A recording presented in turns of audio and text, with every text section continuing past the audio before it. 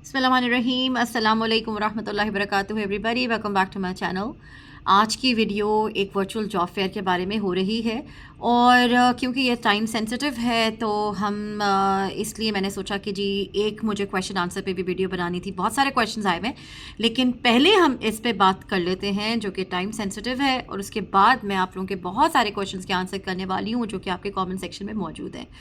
और let's dive into it. ये जो वर्चुअल जॉब फेयर होने वाला है ये करवा रहा है एनएल न्यूफाउंडलैंड एंड लैब्राडोर, जहाँ पे मैंने लैंड किया तो जहाँ से मैंने अपनी एजुकेशन ली थी, मास्टर्स किया था in education from memorial university. हम उसी प्रोविंस की बात करें। इट्स अ ब्यूटिफुल प्रोविंस और मैंने हमेशा बहुत सारी वीडियोज़ में बोला है आप लोग को कि अगर तो मेरी जॉब उस वक्त उस टाइम पे मुझे मिल जाती तो मेरा नहीं ख्याल कि मैं उस प्रोविंस को छोड़ती।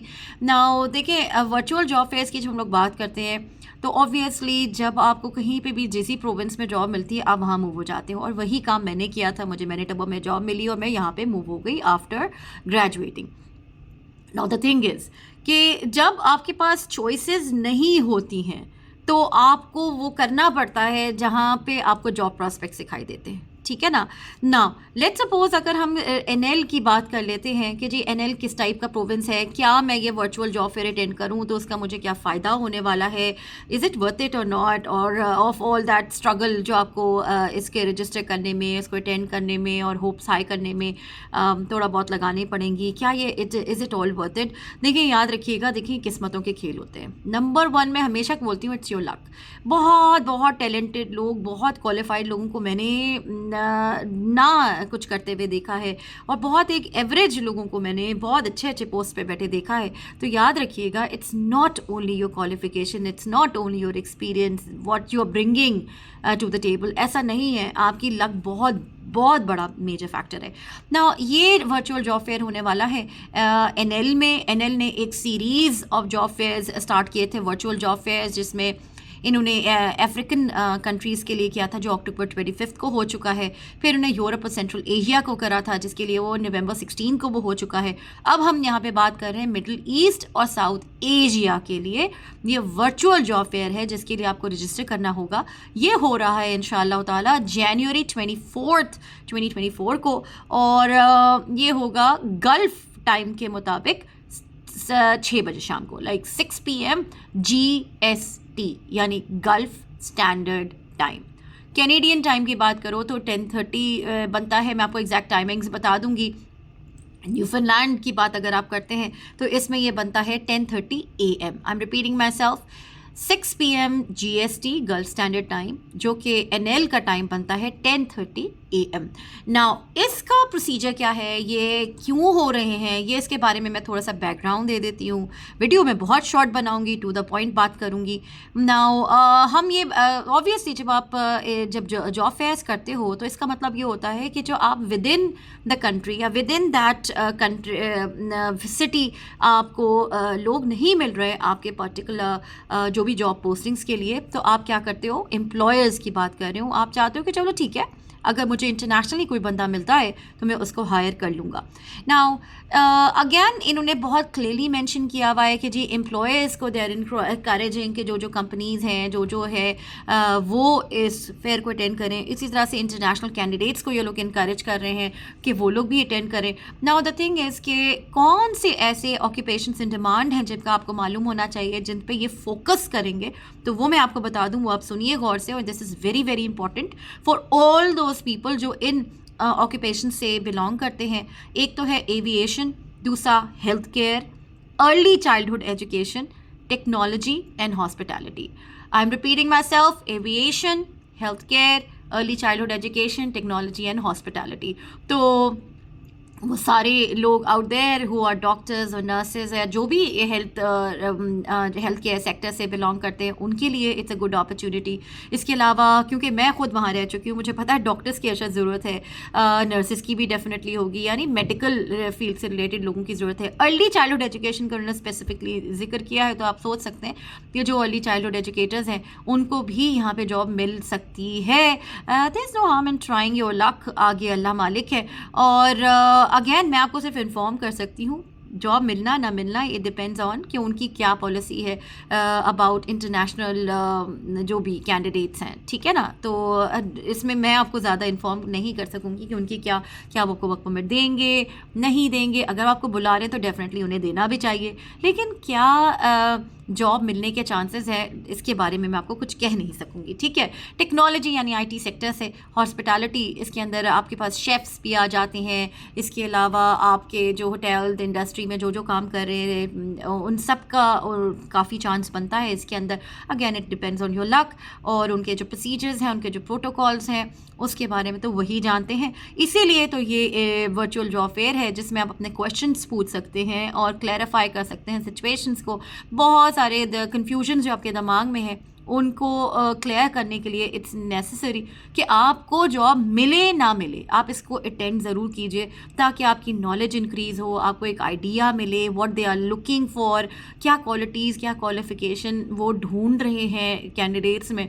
तो आप अपने आप को पॉलिश कर सकते हैं while waiting for immigrating to Canada, ठीक है ना। तो ये आपको मैंने बता दिया। अब हम बात कर लेते हैं कि अच्छा जी प्रोसीजर क्या है इनका। मैंने बताया कि जनवरी 24 है द फर्स्ट प्रोसीजर इज़, ये मैं लिंक सारे आपको शेयर करने वाली हूँ, और इसी के अंदर से इन्होंने कहा है कि जी click here to register. Here वो ऑब्वियसली एक हाइपर लिंक आपको वो दे देगा, तो वो जब हम लोग खोलते हैं तो हमें नज़र आता है कि रजिस्ट्रेशन फॉर्म क्या है। मैं रजिस्ट्रेशन फॉर्म आपको पढ़ के भी बता देती हूँ, बहुत तेज़ी सा, एक सरसरी सा हम इसको जिसे रिव्यू बोलते हैं वो ले लेते हैं। आपने अपनी पर्सनल इन्फॉर्मेशन डालनी है जिसमें नेम है, first name last name, citizen ship कहीं के भी जो है, कंट्री ऑफ रेजिडेंस कहाँ का है, एजुकेशन लेवल आपका क्या है। जब अगर एजुकेशन लेवल की बात करते हैं तो उसमें no secondary bachelor, non university, certificate, diploma, trade और अप्रेंटिसशिप, ग्रेजुएट डिप्लोमा, मास्टर और डॉक्टरेट, ये सब ऑप्शंस आ जाती हैं। आपने अपना हाईएस्ट लेवल डालना होता है, ठीक है।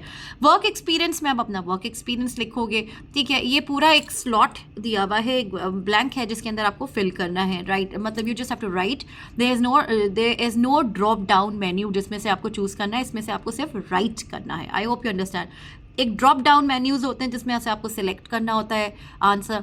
ये जो है सिर्फ एक स्पेस अवेलेबल है जिसमें आपने आंसर लिखना है, ठीक है। Have you taken the now, इसी तरह से लैंग्वेज है, are you fluent in English, have you taken, आप येस नो है, have you taken in English language proficiency exam. अगर आपने लिया है तो आप उसमें येस करेंगे, नहीं लिखा तो नो करेंगे। अगर नो के साथ उनके दो ऑप्शन है, एक तो नो है और एक no English is my first language, ठीक है।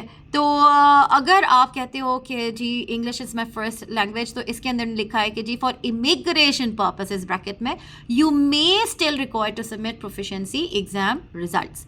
तो इसका मतलब ये नज़र आता है कि आप आइल्स दे लीजिए, ठीक है। आइल्स की ज़रूरत आपको पड़ने वाली है। जब आप जॉब रिलेटेड बात करते हो तो आप जनरल आइल्स की बात करते हो, एकेडमिक की बात नहीं कर रहे होते हैं। Are you fluent in French, आप येस नो का ऑप्शन है। Have you taken a French language proficiency exam, again उन्हें ही लिखा है, there is a yes, there is a no and there is a no with French is my first language. तो अगर आप first language है लेकिन आप इमिग्रेशन के लिए कर रहे हो तो कह रहा है कि you may still be required to submit proficiency exam results. उसके बाद नेक्स्ट क्वेश्चन आता है, in which country did you attend post secondary education, तो ये आपने एंटर करना है। फिर आपके पास इन्होंने दिया हुआ है what questions do you have about living in Newfoundland and Labrador. तो इसमें आपके पास 3 क्वेश्चंस की ऑप्शन है। आप लिख सकते हैं कि जी आपको न्यूफाउंडलैंड के बारे में क्या क्वेश्चंस करने हैं, आप वो क्वेश्चन लिख दीजिए। और उसके बाद आता है what are you hoping to gain from attending this virtual event. आप अपने रिस्पॉन्सेस लिखिए कि what do you think, what are you looking for, कि आप अपना जवाब लिख सकते हैं कि जी I am seeking for employment, या I am seeking to meeting people, या वॉट एवर, ठीक है। उसके बाद how did you find out about this event, तो आप लिख सकते हैं कि थ्रू यूट्यूब या थ्रू सोशल मीडिया और फेसबुक और whatever you have to write, ठीक है। इसके बाद नीचे इन्होंने दिया हुआ है कि जी अपलोड CV। मैंने कहा ये मस्त तो नहीं है, कह रहे हैं it is not a requirement to upload your resume, we do recommend that you upload a recent and detailed resume at the time of registration. वो ये कह रहे हैं कि ज़रूरी नहीं है लेकिन आप कर दें तो बेहतर होगा, लेकिन वो रीसेंट और अपडेटेड रेज्यूमे होना चाहिए। इन्होंने applicants are encourage to follow the attached CV template. Interestingly याद रखिएगा, आपको बहुत और वीडियोस में भी ये पता होगा, चला होगा, मैंने भी आपको बताया है कि जो कैनेडियन रेज्यूमे का जो टेम्पलेट होता है वो डिफरेंट होता है फ्रॉम आवर्स, जो हमारे देसी कंट्रीज़ में फॉलो होता है। इसके अंदर इन्होंने एक अटैच CV टेम्पलेट इन्होंने कर दिया अटैच, और वो कह रहे हैं कि इसको प्लीज़ फॉलो कीजिए, और आप अगर अपना जो रेज्यूमे है या जो CV है वो अगर अपलोड करेंगे तो वो आपके हक़ में बेहतर होगा। आपके जो एम्प्लॉयर्स जो उस इवेंट को अटेंड कर रहे हैं, जो वर्चुअल जॉब फेयर इवेंट है, उनको आसानी हो जाएगी टू जैसे कहते हैं ना, उस अपने जो कैंडिडेट्स हैं उनको सोर्ट करने में, उनको गो थ्रू करने में, उनको समझने में, और उनके पास क्या टैलेंट्स है उनको देखने में टाइम भी सेव हो जाएगा दोनों का। ठीक है, अब मैं आपको बताती हूँ कि उस टेम्पलेट में ऐसी क्या बातें लिखी हुई हैं जो आपको फॉलो करना बहुत ज़रूरी है। ये सब चीज़ें आपको ऑनलाइन इनकी वेबसाइट पे मिलने वाली है, मैं सारे लिंक्स आपको शेयर कर दूँगी। कहते ये हैं कि जो attendees are encouraged to use attached template to format their resume for employers to review during the virtual fairs event. Here are some helpful tips you can follow. Number 1, name or contact information में do not include, I'm repeating, do not include a picture, your date of birth, your marital status, your religion. They are not interested in it. Okay, आपने include क्या करना है? Your name, your phone number, email address and your address, यानी house address, residential address जिसको आप बोलते हैं। I'm repeating, name, phone number, email address and the residential address. फिर प्रोफेशनल समरी आ जाती है। List a few things that explain why you are a capable and reliable employee. इसके अंदर उन्होंने आपको कोई आपने अपने क्वालिफिकेशन नहीं लिखनी, इसके अंदर सिर्फ ये बताना है कि वो आपको क्यों रखे, आप क्या क्यों समझते हैं कि you are a capable employee, और आपको मतलब you are worthy of being selected. उसके बाद आता है skills and abilities. List your technical skills, क्या project management, computer programming, data analysis, etc. And soft skills, communication, teamwork, language you speak, etc. ठीक है, फिर work experience. Include all relevant experience starting with your current or most recent position and then adding the others in chronological order. यानी आपको backward order में जाना है, chronological order में जाना है, current to बैकवर्ड्स आप जाएंगे। ठीक है, तो ये आपका वर्क एक्सपीरियंस का इंक्लूड ये करना है। Include also the main duties associated with that position. ठीक, फिर आता है next, education. List the most recent educational achievements first and go backward in time from there, यानी मोस्ट रीसेंट आपने पहले से कर, फॉर एग्जांपल आपने एमएड किया है, एमएड करोगे, उसके बाद पीछे जो आपने किया था बीएड से पहले हो सकता है आपने बीए बीएससी कुछ कर रखा हो, वो बताएंगे उससे पहले। इस तरह से आपने बैकवर्ड ऑर्डर में जाना है। Professional certifications, list any relevant certifications you hold, for example registered nurse licence. अगर आपके पास ECE सर्टिफिकेशन है या ट्रेड सर्टिफिकेशन है, या लेट्स से आप फुल टाइम टीचर हो, आपके पास पब्लिक स्कूल टीचिंग सर्टिफिकेशन है, किसी भी किस्म की जो आपके पास सर्टिफिकेशंस हैं, आपने ये ज़रूर इसके अंदर मेंशन करनी है। ठीक है, ये है कहानी इसके टेम्पलेट की। ये भी आपको ऑनलाइन मिल जाएगा at the time of registration. Registration page पे इन्होंने ये हाइपर लिंक दिया हुआ है, जी see the template kind of a thing. Now ये सब बातें तो मैंने आपको बता दी कि जी ये कहाँ हो रहा है, वर्चुअल हो रहा है, इसका टाइम क्या है, इसका डेट क्या है, और टेम्पलेट कौन सा फॉलो करना है, और इसको रजिस्टर कैसे करना है। सारे links you can find in my description box इंशाअल्लाह ताला when the video will be uploaded. लेकिन इसके अलावा मेन बात ये है कि जी क्या किस किस्म का प्रोविंस है, कैसी जगह है, और तो यार देखिए बहुत खूबसूरत जगह है, बहुत पीसफुल जगह है। इसको अगर आप सर्च करेंगे तो it's one of the happiest place in Canada है। वहाँ के लोग बहुत केयरिंग हैं, वेलकमिंग है, प्यार करने वाले हैं, हॉस्पिटेबल हैं। और मेरा जो वहाँ पे वक्त गुजरा, दैट वाज जैसे कहते हैं most wonderful time of my life. और छोटा 2 साल गुजारे मैंने, लेकिन बहुत प्यारे 2 साल थे वो। सर्दी ठीक ठाक पड़ती है वहाँ पे, तो बी केयरफुल। आइलैंड है वो वहाँ पे, तो वो फ्रीज़र बन जाता है। ठीक है, लेकिन इट्स ओके। इतना खूबसूरत वो जगह है, बिल्कुल ऐसा लगेगा क्योंकि जन्नत का एक छोटा सा टुकड़ा वहाँ पे मौजूद है। इसके अलावा छोटी सी जगह है, आप अगर जैसे बोलते हैं कम्यूट की बात करते हो तो जो ऑफिस जाने में आपको मुश्किल से जो ज़्यादा मैक्सिमम डिस्टेंस भी होगा ना वो 20-25 मिनट होता है। 20 to 25 मिनट से ज़्यादा वन वे आपका नहीं है, दैट्स अ मैक्स। तो आपको ऑफिस आने जाने में वक्त ज़ाया नहीं होगा, ठीक है। इसके अलावा बात कर लेते हैं कि जी ग्रोसरीज़ में कोई मसला नहीं है, आपको मॉल्स में ज़्यादा कोई वैरायटी नहीं है, 2 मॉल थे उस वक्त, आई होप कुछ और बन गया हो तो बहुत अच्छी। मैं सेंट जॉन्स की बात कर रही हूँ, ठीक है। आप और Saint John's is the capital of Newfoundland Labrador, मैं वहाँ रहती थी, मेमोरियल यूनिवर्सिटी वहाँ है। उसके अलावा जो छोटे छोटे प्लेसेस हैं, आप अगर रहते हैं तो याद रखिएगा तो फैसिलिटी यानी मॉल्स जो आपको शॉपिंग मॉल जिनको बहुत जैसे कहते हैं ना जो शॉपहॉलिक लोग हैं उनको थोड़ा मुश्किल होने वाला है। उसके अलावा कोई ऐसा मुश्किल नहीं है। हाँ जी, अब बात करते हैं कि जी फास्ट फूड या हमारा जो देसी फूड है उसके बारे में मैं बता दूं, बहुत लिमिटेड ऑप्शंस हैं। हो सकता है वो खुलती चली गई थी, अभी जब मैं विजिट पे गई थी लास्ट ईयर तो ऑप्शन ज़्यादा थी, लेकिन फिर भी लिमिटेड है as compare to the main cities like Toronto हो गया या एडमिंटन है या विनिपेग है, ये बड़े बड़े शहर हैं, इनकी ज़्यादा वेराइटीज़ भी होती हैं। इसके अलावा अगर आप बात करते हैं आपकी देसी कम्युनिटी क्या है, तो देसी कम्युनिटी वहाँ पे बहुत स्ट्रॉन्ग है और वो बढ़ती ही चली जा रही है क्योंकि मेमोरियल यूनिवर्सिटी की होने की वजह से वहाँ पे इंटरनेशनल कम्युनिटी बहुत है। इसके अलावा रेफ्यूजीज़ को बहुत ज़्यादा वेलकम करते हैं। तो जब मैं वहाँ पे अपना प्रैक्टिकम कर रही थी तो बहुत सारे सीरियन और रेफ्यूजीज़ थे, येमनी थे, और इसके अलावा अफ्रीकन कम्युनिटी भी है वहाँ पे, चाइनीज़ कम्युनिटी है, फ़िलिपिनो कम्युनिटी है, इंडियन पाकिस्तानी तो है ही, बांग्लादेशी बहुत बड़ी कम्युनिटी है। मेरे बहुत अच्छे अच्छे फ्रेंड्स अभी तक वो दे आर फ्रॉम बांग्लादेश, और इंडियन फ्रेंड्स मेरे बहुत सारे हैं वहाँ पे। बहुत प्यारे कम्युनिटी है वहाँ पे, आपको बहुत अपनायत का फीलिंग आएगी। मस्जिदें भी हैं वहाँ पे, चर्चेज़ भी हैं वहाँ पे, टेम्पल्स मुझे इस वक्त याद नहीं आ रहा क्योंकि चर्चेज़ और मस्जिदें तो मैंने देखी थी, टेम्पल आई एम श्योर होगा, मैंने नहीं देखा। तो इसके अलावा और स्कूल की बात करें तो पब्लिक स्कूलिंग है तो आपको परेशानी की ज़रूरत नहीं है। एक प्राइवेट स्कूल था लेकिन मेरा नहीं ख्याल आपको प्राइवेट स्कूल की ज़रूरत पड़ेगी, यूनिवर्सिटी में ये आ जाता है उसके अंदर। इसके अलावा वहाँ पे कॉलेजेस हैं, कॉलेज ऑफ नॉर्थ अटलांटिक वहीं पे मौजूद है। इसके अलावा 1-2 और हैं वहाँ पे जो कम्युनिटी कॉलेजेस जिसे आप कहलाते हैं वो है। और मॉल्स जिक्र कर दिया, देसी फूड जिक्र कर दिया, और वेदर का मैंने जिक्र कर दिया। इट्स ओके, इतना ज़बरदस्त यहाँ पे क्लोथिंग मिलती है यहाँ पे कि जो फुली इंसुलेटेड होती है वो सारा चीज़ें, तो आपको परेशानियों की ज़रूरत नहीं है। आप अगर वेल ड्रेस्ड है अकॉर्डिंग टू द वेदर तो आपको सर्दी नहीं लगेगी। Boots, gloves and mittens and inners and warmers and all that अगर आपने रखा हुआ है। सेंट्रली हीटेड होता है कनाडा का हर घर, स्पेशली न्यूफाउंडलैंड में तो आपको बिल्कुल पता भी नहीं चलेगा कि अगर बाहर सख्त सर्दी हो रही है। जैसा एक दफ़ा स्नोमागेडन आया था 2019 में, if I am not wrong, या 2020 में आया था, कुछ ऐसे ही आया था, मुझे एग्जैक्टली याद नहीं है।